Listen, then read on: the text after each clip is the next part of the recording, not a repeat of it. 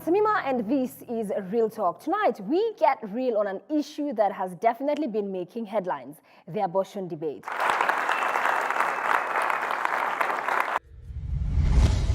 Without a doubt, abortion is a hot issue across the world, and Kenya is no exception. Over the last few weeks, this has been a conversation that has dominated the airwaves, headlines as well. So tonight, we want to put this issue into perspectives. My guests will be sharing their experiences with us on this show, and my first guest tonight is Wilta Chemutai. Wilta, welcome to Real Talk. Thank you.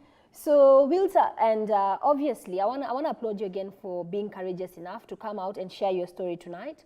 So maybe you had briefed my producers that you have undergone abortion severally. Yes, I have. Maybe just share your story with us. So my first abortion was when I was second year in the university.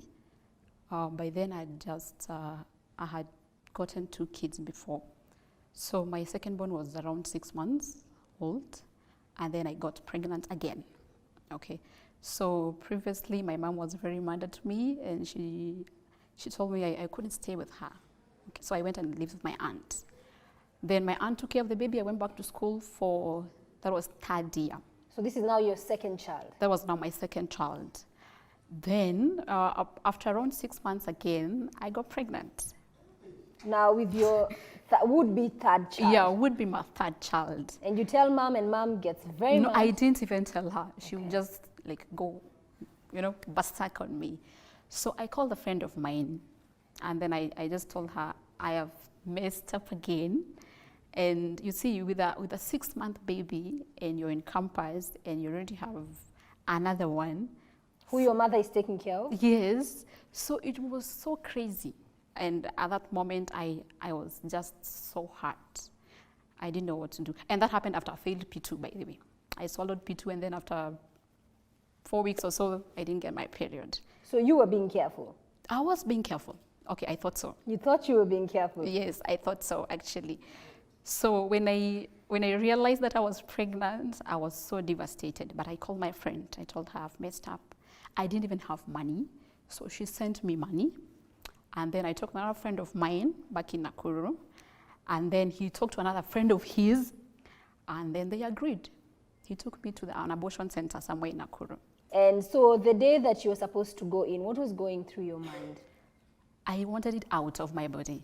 As a mother of 2, you didn't feel any other 2 ways about it? I wouldn't think of what to do. You see, my other baby is with my aunt. My other one is my mom. Where do you take another one? So you were thinking around now your financial situation. Yeah, you couldn't take care of this child. I wouldn't. I couldn't. So I went into the clinic, and we actually bargained. How much was the initial fee? The initial figure was 5,000, but I didn't have that money. So we agreed that I would pay 3,000. And how far along were you? A month old. So 4 5 weeks? Yeah, 4 5 weeks. Okay.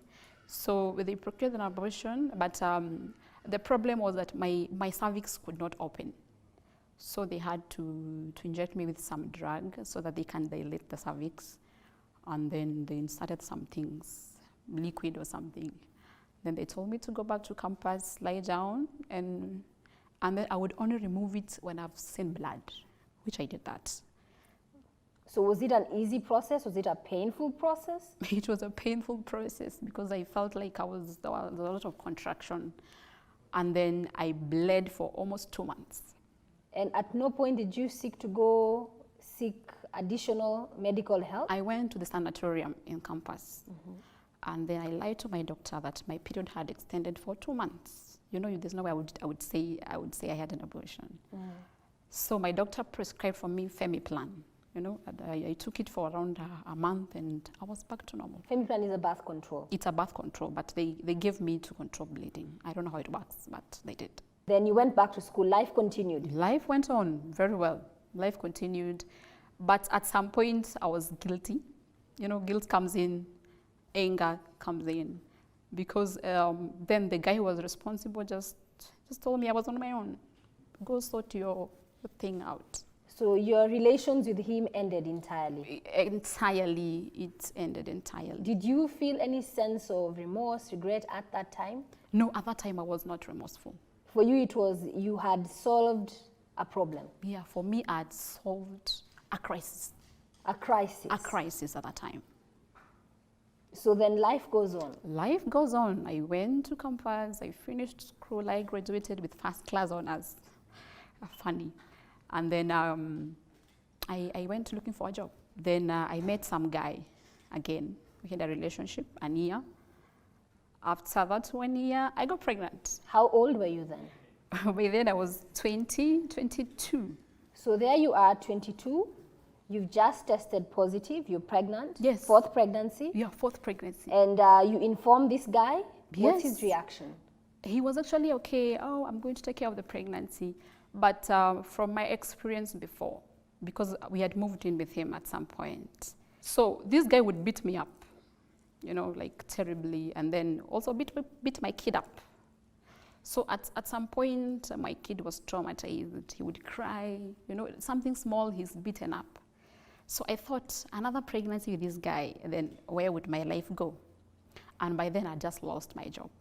So I have a kid, I have no rent, no food. You're in a bad relationship. A very bad relationship, an abusive relationship.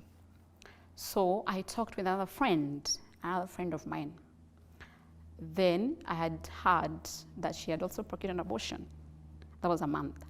So I called her, and then she told me she did it in Italy, some place in Italy. I had some money with me, and then she took me there. The doctor told us we were to pay like 5,000, which I paid. I paid, and I sat on that seat when you're waiting. And then I was like, oh God, why should I do this? You know?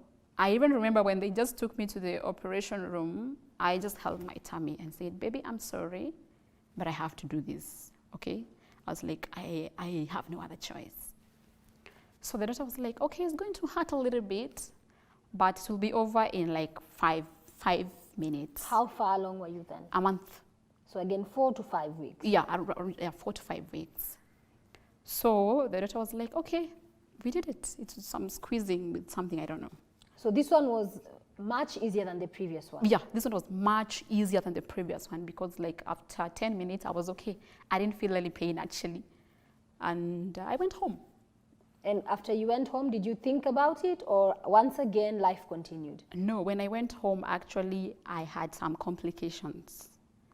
First, I would not go for a long haul for like a whole month. Then I bled for another 2 months. I lost a lot of blood. I lost weight, you know, 1 GB, something like that. I really lost weight. I remember actually when I went back home, I actually had to go to the clinic, another clinic of a friend of mine. And she gave me some drugs because by then it had not stopped completely. So that's 2 months down the line. Yeah, You're 2 still months. bleeding. Yeah, and 2 months down the line, I was still bleeding. Why didn't you seek medical attention earlier? You see, with abortion, it becomes very difficult to go to a doctor. Probably I was naive, I don't know. But to go to a doctor and say I procured an abortion and I'm bleeding, you see? So you were embarrassed? Very much embarrassed, and the stigma that comes with it. And according to me, it was a secret. So I wouldn't like say it openly. Looking back today, do you regret any of the choices that you made? Yes, I do. Because I remember after that time, after that abortion, 6 months down the line, I got pregnant again. So baby number 3, but in the sense of pregnancies, it was pregnancy number 5? Yeah, pregnancy number 5. So pregnancy number 5? Yes. And was this with the same man? Or No. It was another man I met at work. So you had moved on? Yeah, I'd moved on. So with pregnancy number 5, yes. Did you again think, I don't want to keep this pregnancy? Yes, I did. In fact, I called the same doctor. And then I remember he told me I'm very stupid. And I was like, yeah, I am. Because I was not so cautious enough, you know. So were you on any birth control? No, I wasn't. I was those guys who thought birth control is not recommended. Too religious, let me just say that. So you were not on birth control because wasn't. of your religion? Yeah, I wasn't. Can I ask which faith that was? Or that is? Just Christian, or maybe my belief, I think. So doesn't the same faith, and you'll have to excuse me here for being hard on you, It's because okay. if you're saying you're not on birth control because of your faith, doesn't the same faith also preach abstinence Yes, I until agree. marriage? It does. So how do you reconcile the two? For me, you see how relationships come, okay? Sometimes you have to, compromise, or at some point you just have to compromise. So when you say compromise, you're coming from the school of thought that if you're in a relationship, you must have sex. Yes, that was my school of thought then. Do you still believe No, the same I now? don't. I don't. Obviously, you're older, you know better. Yeah, maybe more mature. So there you are. Tell us now. Pregnancy number 5. Pregnancy number 5. I remember I called the doctor and I told him, I'm pregnant. Can I get another abortion? And then he told me, no, you can't. Because he was concerned. He was concerned, and Makiu had bled. Remember, I had bled before. So he told me if I was to get an abortion, probably I would die. I would lose a lot of blood. And at that point, I decided, wow. So I had a talk with another pastor, and he really counseled me and told me, why don't you just keep the pregnancy? And things will sort themselves out. Was the man that you were with at that time, you said he was willing to accept the pregnancy? No, he wasn't. He actually told me to go and get an abortion. So it was the previous one, pregnancy number 4, who was willing to accept Yeah, it, but he was number 5, yeah, he wasn't willing to. He wasn't, actually, he wasn't. And when you spoke to your mom about it? I didn't tell my mom. It's my sister who told my mom. And then my mom just kept quiet.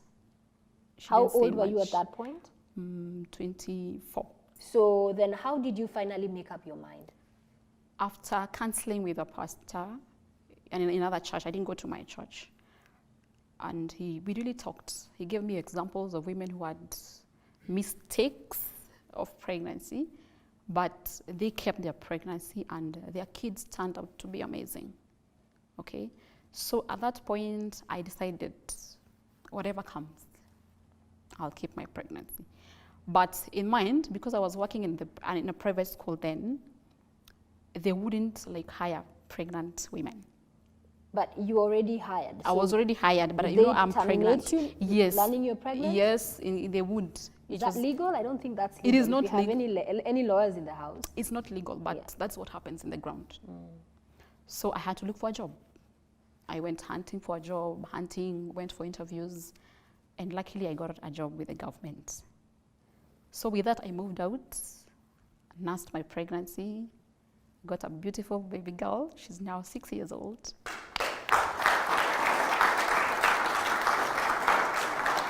So how do you feel today when you look at your beautiful baby girl who is 6 years old? That girl she's cheeky, but she's very good.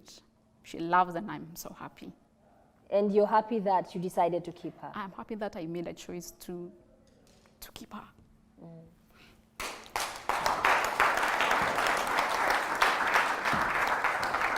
So today, if I had to ask you, are you pro-life or are you against abortion? If you had to talk to other young girls watching us right now today. I would tell them to choose life. Because when I look at my daughter today, she's so happy, she's so jumpy, she writes well, she draws a lot. And when I think that maybe I would have just ended her life, I really feel that. Looking back, are you able to connect the dots and see perhaps what were the wrong choices you were making so that you found yourself in that situation, 5 pregnancies, by the time you were 24, 25? So I just came to learn that I was so naive, and my idea of relationships was just way out, way out of it. And I learned that people can really take advantage of you if you're not really strong. And that's why I ended up with 5 pregnancies at 25, imagine. It's weird, No, it's not weird. It's happening on the ground. Yeah. But I came to learn that you can change a life. And that's what I've been doing for the past 5 years after I went through counseling with Pulse. Today I speak to my girls and I tell them, you can never choose abortion. Because abortion breaks you. You just regret. The anger is there. Because at some point I was always angry. I would shout at my kids, I'm angry. Sometimes, yeah. You hadn't dealt with it? I hadn't. Sometimes I'm just depressed out of no reason. But after I went through counseling, my life was changed completely. Because I accepted that it was wrong. I asked for forgiveness from God. And I reconciled my life. And I went back to school. So at the moment, I'm doing a master's degree. On that note, we'll be taking a very quick break. We'll be right back here on Real Talk.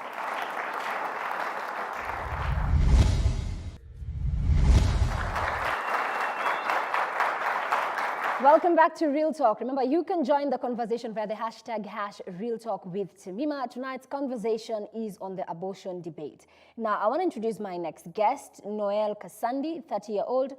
Noel, probably tell us a bit about your story because you have survived abortion. I was 20 years old, so naive. I used to stay with a relative of mine, and she introduced me to a certain guy, a doctor. And this doctor was supposed to connect my sister with a job. I really didn't love the doctor, but I decided to be a catalyst. I was like, okay, if I play being in a relationship with him, he'll speed up for my sister to get a job. Was your sister older or younger than you? Yeah, older. No, older. She was older than you? Yes, older than me. And how old was this man? Miakaya sponsor. So you were 20 years old? I was 20. So Miakaya sponsor ni kama... He was around 45 going to 50 there. Okay. With my age, I mean, yeah, that's an old man. Absolutely. Definitely. So my elder sister didn't know what I was up to. I was the only one who knew what I was up to. So one thing led to the other, and we had sex. And then when we had sex, my periods missed. And he's the man who broke my virginity, actually. Yeah. So just like that, I was pregnant. So I remember telling him I've not seen my periods. He told me, well, it's okay because your muscles were not used to having sex. So definitely your body is in a shock mode and everything. Let's give your periods 2 weeks. They'll be here. So I was like, okay, it's okay. So I spoke to my elder sister, and my elder sister was like, it's okay, Noel. I mean, even if you're pregnant, it's not like you're in secondary school. You're in college, it's okay, you'll give birth and you'll take care of the baby and continue with the schooling. Did she know who the baby's father was? Yes, she knew. After 2 weeks, my periods had not come. So I tell the guy my periods are not here. And the guy went MIA. Now, from being treated like a princess, I mean, which girl doesn't want to be treated like a princess? Everyone. I would call him, I need a cab home, and he'll send a cab. I need food, and he'll do all that. But then after 2 weeks, it's like everything went down. He would always be on field work suddenly in Machakos, I don't know where. So I was like, what? Okay. Anyway, so I told my sister, it's like this guy, I'm suspecting him. So my sister told me, you see, Noel, this pregnancy is coming out. The best thing to do is now to talk about it. How far along were you by then? I was like 2 months there. So the first person I told was my elder sister, because I come from this home where both my parents ni wale wakali. I mean, you don't do that. Mchezo. No, you don't do that. And my parents believe in studying, you see. Finish your secondary school, go to university, do your degree, finish, do your master's, do your PhD, get a job, get married, then get a baby after that. But now I'm here, I'm pregnant at 20. I don't know what to do. So we told my elder sister, and my elder sister was like, you see, Noel, the best thing to do is to get married. You introduce us to this guy. Remember, she's telling me to introduce them to a guy who's not talking to me, who is suddenly MIA. I don't know, he's in Machakos, he's in Nyandarua, wherever he is. Did you know where he lived? I knew, but I came to realize that it was not his place. He was acting, actually. Yeah, it's bad being naive and just being a stupid girl. Anyway, so then we decided to tell my sister-in-law that I was pregnant. And my sister-in-law too told me, now, Noel, you see, when you're pregnant, the best thing to do is just get married. Elope, get married. So it's like all of these people are giving me an advice of getting married. I am 20. This guy is 55. How? I even do not know, where do I start being a wife? Absolutely. I didn't know. For you, it was an oops. You had not planned it. Yes, I had not planned for it. After 3 weeks, there's a lady who called me. And she introduced herself, and she told me she's the wife to this guy. But this guy always acted single. But then now suddenly there's a wife, and the wife is pregnant too, and they have another child. And now apparently this guy is not taking care of them because of me. And she also told me that there's another lady too. I'm not the only one. I cried. I remember I cried. You felt used. Yes, I cried. Tears were my food. Tears were my biscuit. Tears were my crepes. Tears was my breakfast. I cried. Well, naturally, I'm a crybaby. I love crying. But that time, oops, I cried. So there you are crying, still pregnant. Yes. So what did you decide to do? Anyway, so I remember my sister had told me, no, you can take care of this baby. And I won't lie to you, Tamima, I loved my baby with everything inside me. I was like, it's okay. He has decided to go. Well and good. He can go. I mean, how many single mothers are out here? Very many. I was ready to be one. So after the lady called me, he also called me like after 2 hours. And then he apologized. He told me, oh, I want to be responsible and everything. And he told me, let's meet tomorrow. Before the woman called me, I had planned to run away and just stay with him. But after the woman called me, I was like, no, I just can't do this. So then he calls and tells me he's willing to be responsible and everything. It was on a Sunday, and he told me, let's meet tomorrow on a Monday. So we met that Monday, and he told me he's going to take me to a gyna friend of his who I will be visiting for my prenatals. Again, a special treatment. I mean, I don't have to go waiting on a queue to be seen. I need a doctor whom I will be calling at 2 a.m. Princess. You want to be Yes. treated like a pregnant princess. Yes, I'm the princess. So this guy, I met him that Monday.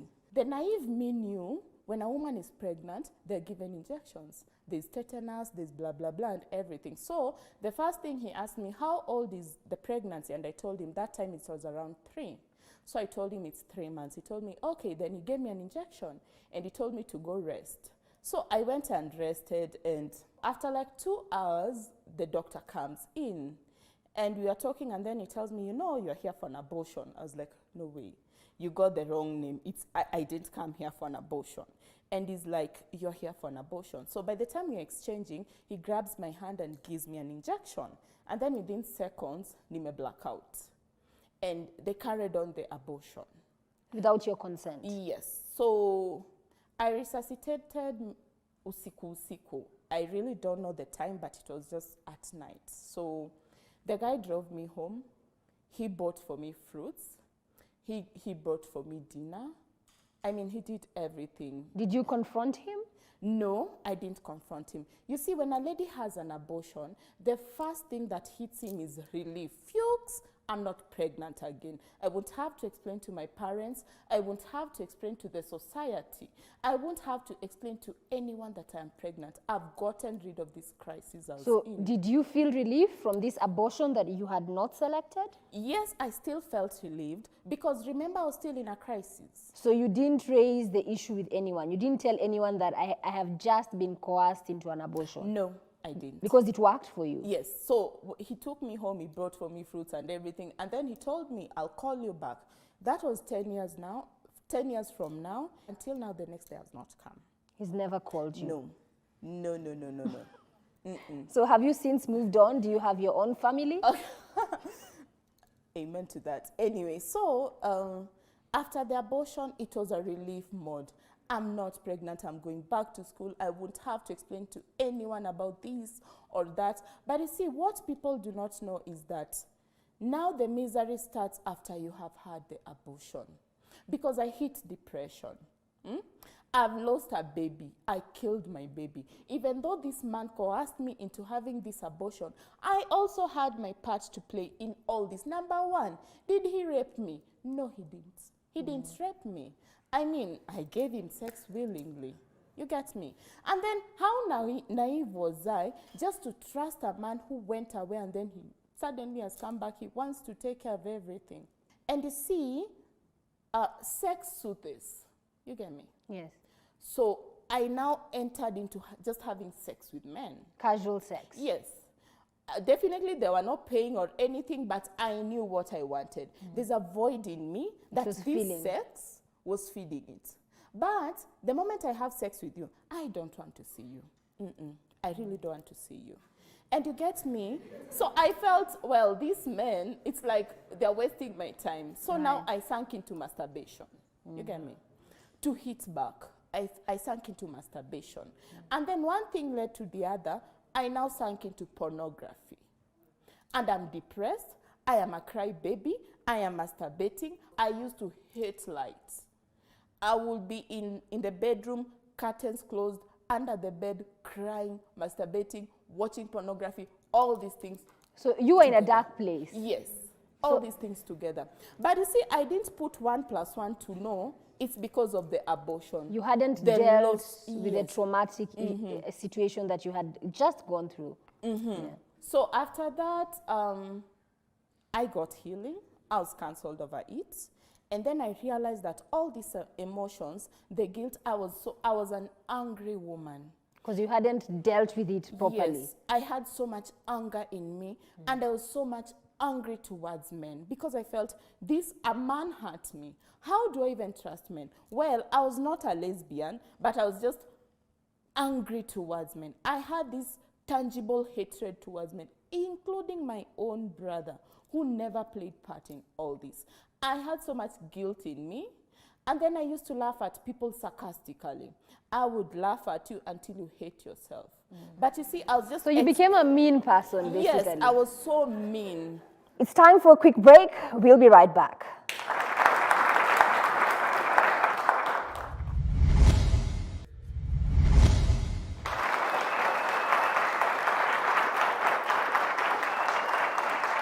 Welcome back to Real Talk. Remember, tonight we are talking about abortion. You can join the conversation via the hashtag #RealTalk with Tamima on Facebook, Twitter, and on Instagram.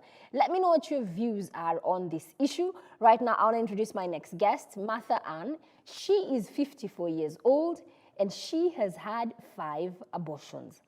Welcome to the show, Martha.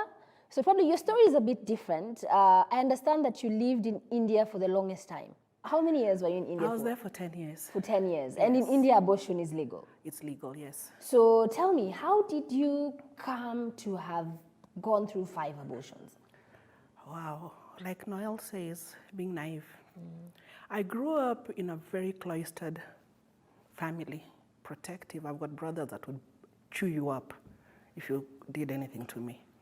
So here I am at 17. I finished my O-levels. There was somebody who came and asked my dad for my hand in marriage. And the next thing he did, I got a ticket and my passport, which I signed on the air. I was being sent to India to go and study with my brother on boot to go and protect me there.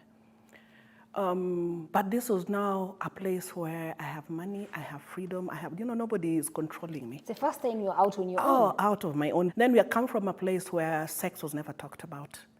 For God's sake, even your periods were never talked about. We found out about it in school.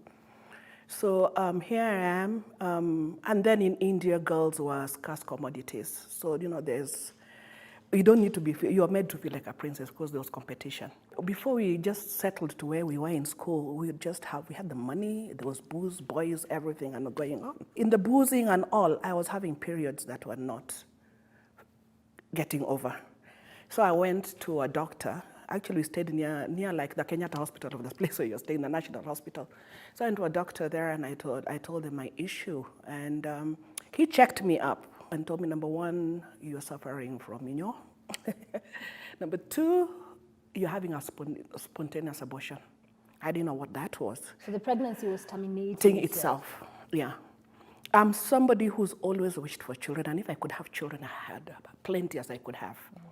So it really traumatized me.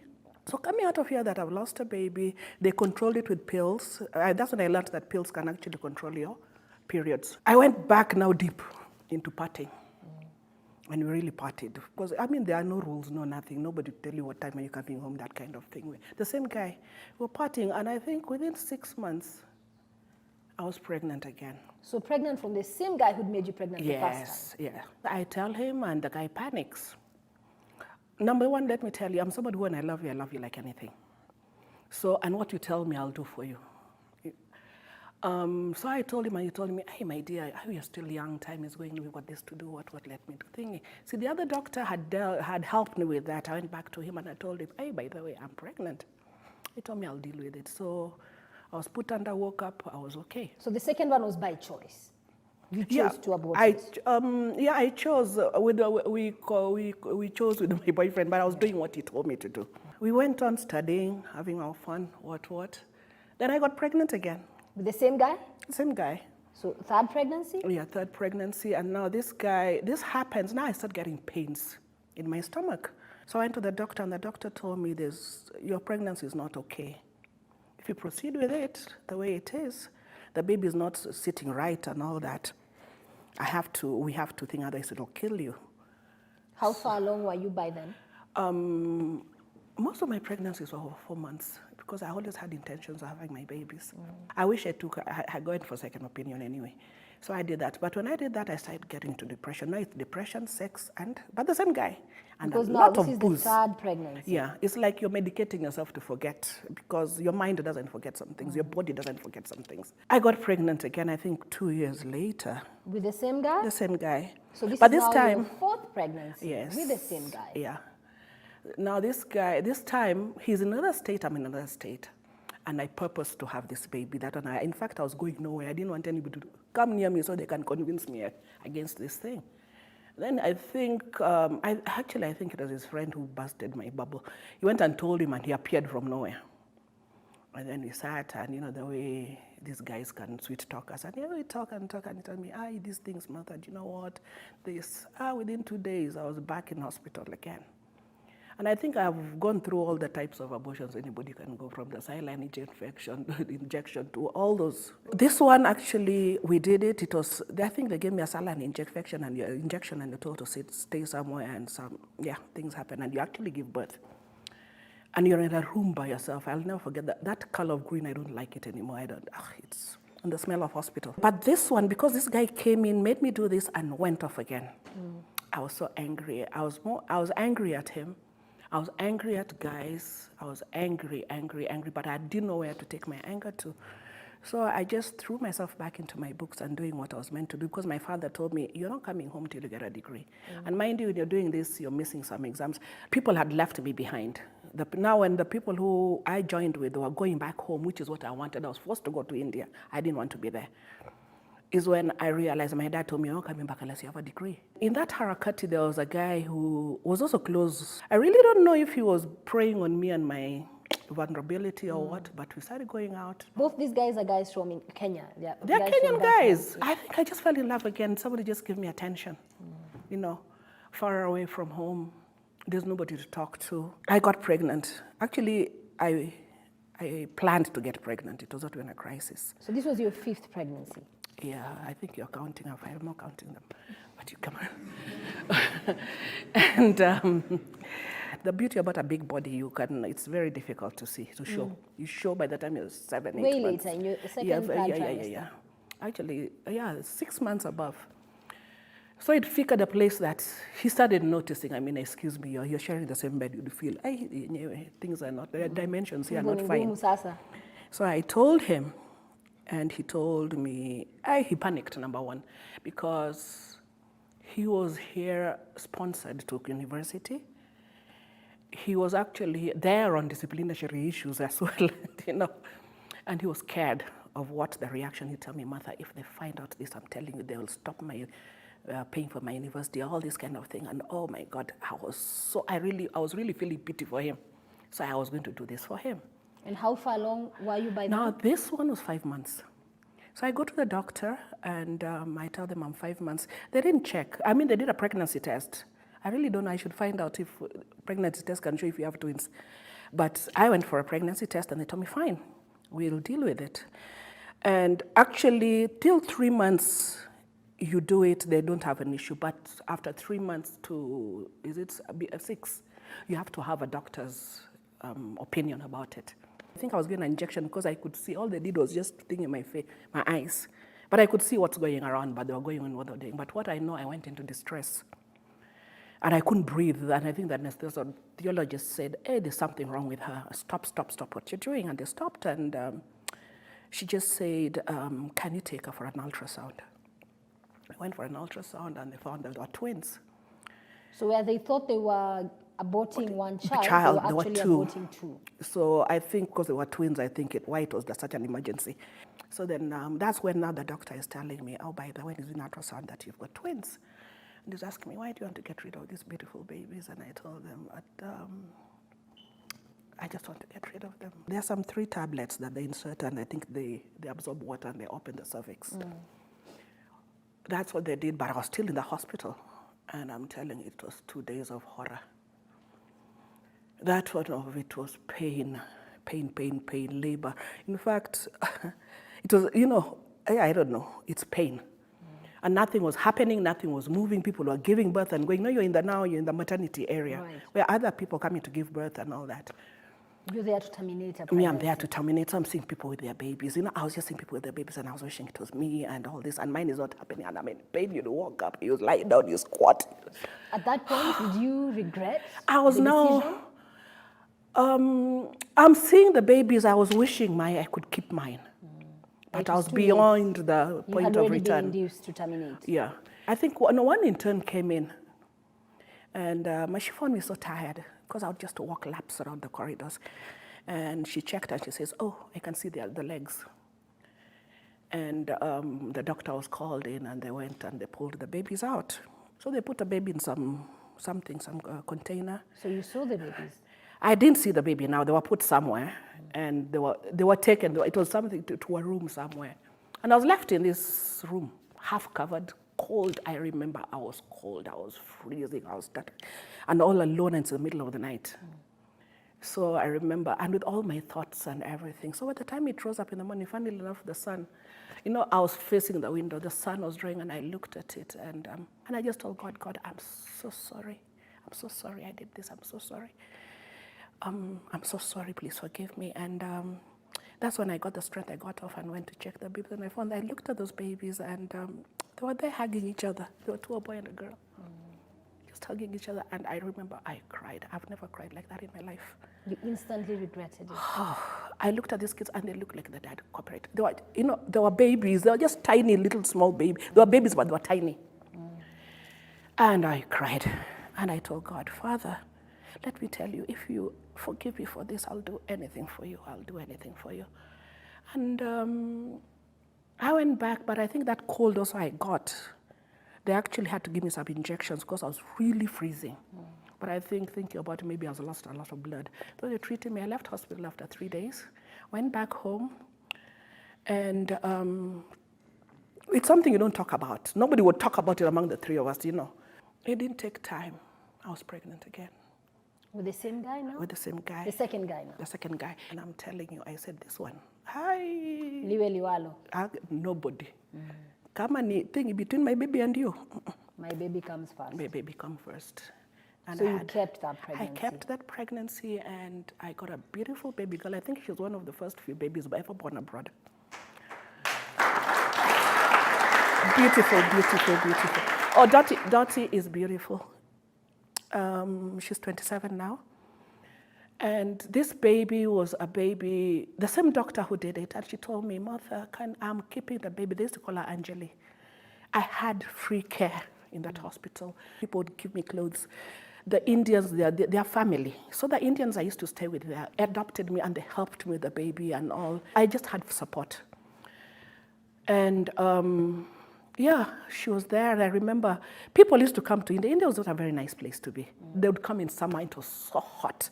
And then people say, if this baby can survive here, then we can. There are very many people who are even CEOs right now who said we stayed in because this baby was here. But one thing I remember the doctor told me, Mother, tell your Kenyan girls, because it was happening, that abortion is not a family planning method. It's not a way to plan your family. It's not a way to sort out anything. She's my friend till today, by the way. We talk. Now, my mom called me back to come back and bring the baby, come back with her, bring the baby. I knew it was a trap. At that time, there was an intervention by Kenya Airways that any baby had abroad, Kenyan baby had abroad, they would bring it back for free so long as somebody, a relative, met them in Kenya here. So we would send our babies. But I refused. I said, come, mimi na wewe mtoto wangu. So that's when I did my master's. Finished my master's and did a postgraduate diploma in systems management. And when it was over, the tickets were sent. That time she was below 18 months. And even in the Kenya Airways, I'm telling you, we're being treated like royalty. I think that my daughter spent her time at the cockpit. She flew all over in the cockpit. They were so amazed that, oh, you mean to say there's this child? So I think, in fact, when I came here, people asking me, where have you gotten, whose child is this and all? And, and it was like solving me. Then here I am in Kenya. My mom looks at me and tells me, my daughter, let me have this baby. Mom is just somebody who just gathers children. Let me have this baby. You go to Nairobi, get a job. And came to Nairobi, got a job in a media house. Actually, I was doing freelancing in a media house as a sales executive. I was actually supposed to do the computer department, but they told me it's difficult to get into there direct, but be a freelancer, and then when a opportunity comes up, you're already inside the door, you'll come out. Absolutely. And I remember those days, pregnancy was not, it was a no-no that time in the first 2 years of your career. So here I am, I'm here, and then I get another guy. Actually, this other guy came back, because he came before me, and he tried to come back, but I didn't want to get into him. So I got into a relationship with somebody else. And then in this relationship, I'm telling you, when I was a freelancer, I got myself pregnant. In fact, that one was the first time. I never get morning sickness or anything. But this time I was violently sick. My body just was doing so many things. And I told him, and I think he panicked. I think I should have started reading things then. He panicked, and he says, now what do we do about this and what? Yeah, you know, it's a confusion, it's a crisis for everybody. I understand. By the way, I understand guys when they behave like that. By the way, do you know, I had actually gotten the job. By that time? Yeah, and they'd taken me for, what is it called? The free medicals. Yeah. The medicals you have to do. And in the medicals, they did, you know, full X-ray. They did an X-ray on me. So this time, my rationale was, excuse me, they done an X-ray. An X-ray can deform my fetus. You know, they say before 3 months, whatever, I'll get a deformed baby and all. Actually, that was my rationale to get rid of this baby. So one day I just woke up and told this guy, I'm going to have an abortion. So here I'm in a clinic in town. And again, we see the guy asks me, and I tell him, and he says, okay, fine, 5K. And again, they put in those tablets that you're supposed to open the cervix and go home tomorrow 6 o'clock. Rauka, and I silly. So even me, I told this guy, silly kesho, wendi kazini wewe. So we were there, and when I was there, I went, paid the money there, and pangad laini kwa bench. My turn came in, I walked in. Interestingly, the doctor who when he was looking at my records, he recognized my name and he told me, are you so-and-so sister? Oh, that made me want to die. Because now you have been identified. Yes, in your secret place. You know, this time it's 2 people. Now, I tell him, yeah, and he tells me, why are you doing this? And I tell him, wachana na mimi. So he did. All I know, actually, it was something to do with something sanctioned, because there were lots of... Anyway, that issued, rolled into the next room where we were there with some few ladies. We stayed there, you know, to recover kidogo. You ask, can you stand? You can stand. Go home. So I was driven home. Well, I was told I'd taken a week's leave, or sick leave, sitting down that night. Because in the morning, by 10 o'clock, I was back in the house. I couldn't stay at home. I had to keep myself busy. So I really fell into my work, and yeah, I do my things so perfectly when I'm doing them, and I was getting very good commissions. Then, lo and behold, there again, pregnant. Boop. So this is the 8th pregnancy? Yes. The guy panics again. And I'm thinking, counting, because now I'm doing so well, I'm excelling. I've got a permanent and pensionable. Things are running in my head. You know, the way you plan your life. But I remember I went back to the same place in town. Not Isili, the town office. And the same doctor was there, and he looked at me and says, you're back here? And I said, yeah. And you know, sometimes jokes make things lighter, situations like that. And he said, Sawa, so you know the process. Right. And I sat there. I ended up in Isili. But let me tell you, I sat there, I thought, what I know that when my name came, I was not there. You left? Yes, I walked out. You couldn't go ahead with it? Yeah, I just walked out. By the way, I'm on probation. Actually, I was employed on probation, but not confirmed. And these babies would just decide to grow. I was huge, you know. And all this is happening, and everybody's telling me no, and all these stories, what, and I decided, hey, wacheni na mimi. After all, nobody looks after me and my parents. You know that my parents are, my dad is in Mombasa, my mom is Gishagi. I don't have to And talk your to parents never knew about the number of abortions? I think they've come to know about it, all these stories when I talk about, because I talk about it a lot. Yeah. So what happens is, I had this baby. I had my son. But I realized I hadn't been confirmed. Everybody else I did the thing was confirmed. When I asked her, they told me, we are not confirming you. Actually, that's how I knew I was pregnant now. We are not confirming you because you're pregnant. So I would think, and I just decided, Kichonguma, I'm having this baby of mine. So I had my son, he's 21 right now. Thanks for tuning in tonight. As always, we value your feedback, views, and comments. You can reach out to us via social media handles on Facebook, Twitter, and on Instagram. Well, tonight's topic continues tomorrow. Please join us as we mount an intervention to save a young woman in crisis. See you tomorrow on Real Talk.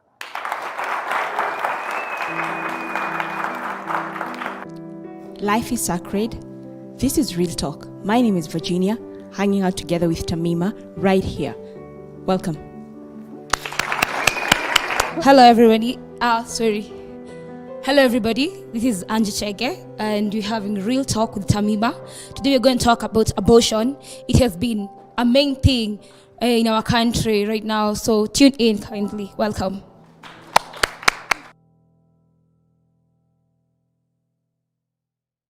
Hello, I am Tamima, the host of Real Talk with Tamima, and I would like to invite you to be part of my audience or a guest on the show. All you have to do, if you have a story that is very personal, very powerful, and you want to inspire other people, please reach out to the show via the email address on your screen or the number as well.